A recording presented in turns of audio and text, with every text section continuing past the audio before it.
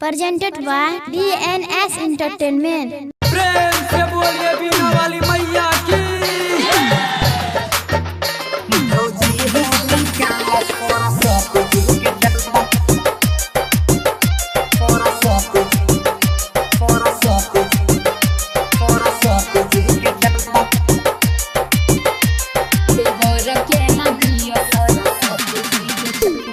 छोरी दा हो खड़बा के कम सब धंधा किया हो रसीद कटला रसीद बोलो ने।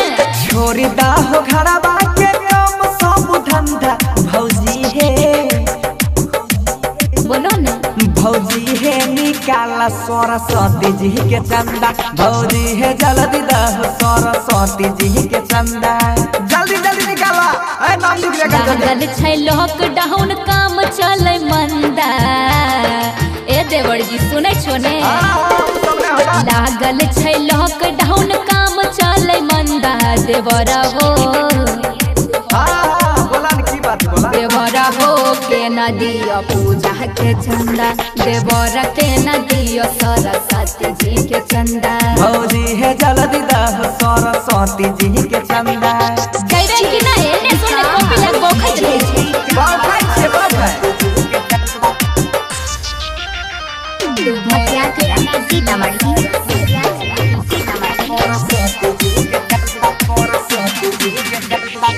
पिछलो बार देने री 551 नहीं कैल हो बढ़िया से नाच सुर सजावन।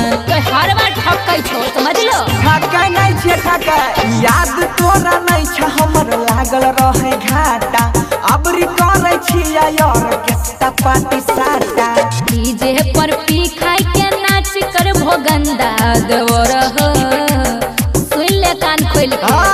देवर हो नहीं दे बायब की बार चंदा।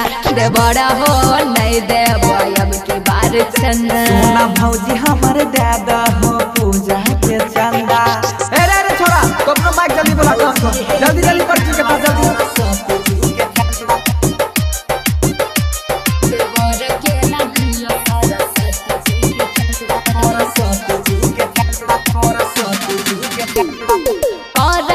जब हमरा इतना तू जिद हो काटी ले 251 के रसीद हो।